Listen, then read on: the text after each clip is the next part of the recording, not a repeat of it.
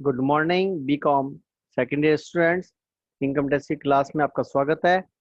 आज हमारा टॉपिक चल रहा है residential status of an individual.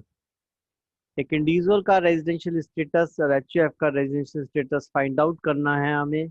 आज उसके लिए टर्म्स कंडीशंस को पढ़ना है, उसके प्रावधानों को पढ़ना है। एक इंडिविजुअल और एक एचयूएफ या तो रेजिडेंट हो सकता है या नॉन रेजिडेंट हो सकता है। जब वह रेजिडेंट होता है तो या तो ऑर्डिनरी रेजिडेंट होगा या नॉट ऑर्डिनरी रेजिडेंट होगा। तो सबसे पहले आज हम एक इंडिविजुअल का रेजिडेंशियल स्टेटस के लिए कंडीशंस को पढ़ते हैं। हमारे पास तीन कंडीशंस हैं जिन्हें हम अपनी पढ़ने की सुविधा के हिसाब से कहेंगे कि पहली कंडीशन बेसिक कंडीशन है और सेकंड एंड थर्ड जो है वह एडिशनल कंडीशन कहलाती है। जो बेसिक कंडीशन है उसे हम बोलेंगे पहली कंडीशन, और additional condition number 2 and additional condition number 3 है। यदि कोई करदाता, कोई पर्सन और इंडिविजुअल अगर वो पहली कंडीशन, दूसरी कंडीशन, तीसरी कंडीशन तीनों को पूरा करता है तो वह व्यक्ति साधारण निवासी कहलाता है। यदि वह व्यक्ति पहली कंडीशन तो पूरी करता है, दूसरी पूरी करता है, तीसरी नहीं करता, या पहली करता है, दूसरी नहीं करता, तीसरी करता है, अर्थात अन्य शब्दों में कह सकते हैं कि वह दूसरी और तीसरी शर्त दोनों एक साथ पूरी नहीं करता, तब वह व्यक्ति असाधारण निवासी कहलाता है। अगर कोई व्यक्ति पहली कंडीशन ही पूरी नहीं करता तो वह व्यक्ति अनिवासी कहलाता है। एक इंडिविजुअल अनिवासी, नॉन रेजिडेंट कहलाता है। अब बात यह आती है कि पहली कंडीशन, दूसरी कंडीशन, तीसरी कंडीशन क्या है। तो पहली कंडीशन है द इंडिविजुअल इज रेजिडेंट अगर वो गत वर्ष में कम से कम 182 दिन भारत में रहा हो। अगर एक इंडिविजुअल गत वर्ष में कम से कम 182 दिन भारत में रहा हो, ये पहली बेसिक कंडीशन का पहला पार्ट है। अर्थात प्रीवियस ईयर हमारा 2019-20 है, उस प्रीवियस ईयर 2019-20 में वह व्यक्ति 1 अप्रैल 2019 से लेकर 31 मार्च 2020 तक के मध्य 182 दिन कम से कम भारत में रहा हो। अगर वह इससे अधिक दिन रहा तो कोई प्रॉब्लम नहीं है, कोई समस्या नहीं है, लेकिन 182 से कम अगर 181 दिन रहा तो यह माना जाएगा कि वह यह बेसिक कंडीशन पूरी नहीं कर रहा है। लेकिन प्रावधानों में अगर वह ये शर्त पूरी नहीं करता तो उसके वैकल्पिक तौर पर बेसिक में आइदर और में दूसरी कंडीशन दी हुई है कि वह गत वर्ष में 60 दिन और गत वर्ष से पूर्व के 4 वर्षों में कम से कम 365 दिन भारत में रहा हो।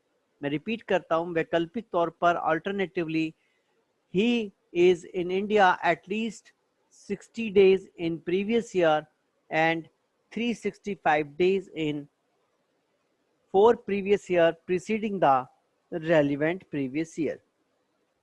इस कंडीशन को पूरा कर रहा है तो यह माना जाएगा कि उसने ऑल्टरनेट कंडीशन को पूरा कर लिया है।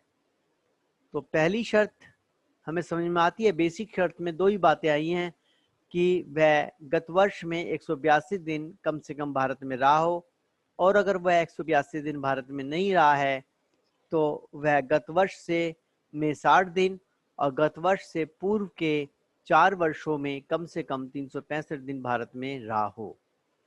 अब दूसरी कंडीशन हमारी आती है कि वह व्यक्ति गत वर्ष से पूर्व के 10 वर्षों में से कोई से भी 2 वर्ष भारत में रहा हो या उपरोक्त शर्त पूरी कर रहा हो।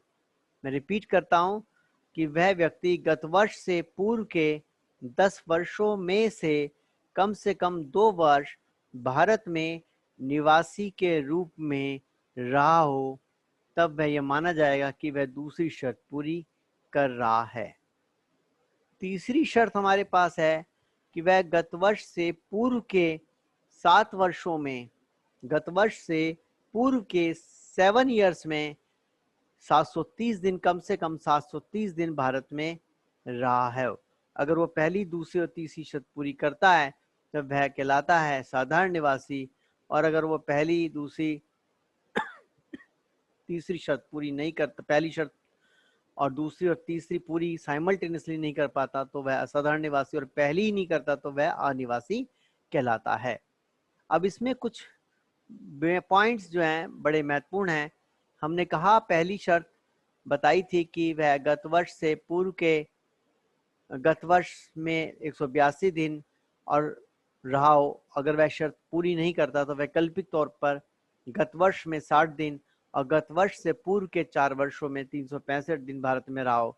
तो यहाँ पर जो 60 दिन के स्थान पर उसे 182 दिन से रिप्लेस किया गया है, इसे बोलते हैं 60 दिन के अपवाद।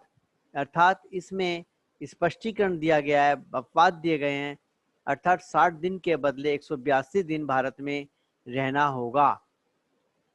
जो शर्त को हम इस प्रकार से पढ़ेंगे कि गत वर्ष में 182 दिन और गत वर्ष से पूर्व के 4 वर्षों में कम से कम 365 दिन भारत में रहा है।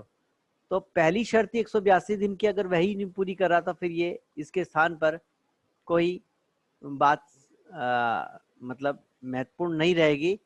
इसलिए इसे हम कहेंगे कि पहली शर्त के जो 60 दिन है उसके बदले 182 दिन की जो बात है वह किसके लिए लागू होगी, यह किसके लिए लागू होगी। तो यह लागू होगी किसके लिए, ये समझने के लिए हम देखते हैं कि यदि कोई भारतीय नागरिक भारत के बाहर नौकरी करने के उद्देश्य से जाता है गत वर्ष में, और भारतीय नागरिक एज ए क्रू मेंबर जाता है, या ऐसा व्यक्ति जो भारतीय नागरिक है, या अगर कोई विदेशी नागरिक है लेकिन वो इंडियन ओरिजिन पर्सन है और वो भारत आता है, इन तीनों के लिए। तो पहली बात है कि भारतीय नागरिक जो भारत के बाहर नौकरी करने के उद्देश्य से जाता है, उसके लिए यह आवश्यक है कि वह 182 दिन गत वर्ष में रहे, तभी पहली शर्त पूरी मानी जाएगी। तो एक प्रकार से एक भारतीय नागरिक को जो नौकरी करने के उद्देश्य से भारत के बाहर जा रहा है या as a crew member Indian ship पे जाता है, उसको एक विशेष प्रकार से ये प्रिविलेज दिया गया जा रहा है कि वह गत वर्ष में 182 दिन की शर्त पूरी करे 60 दिन के बजाय।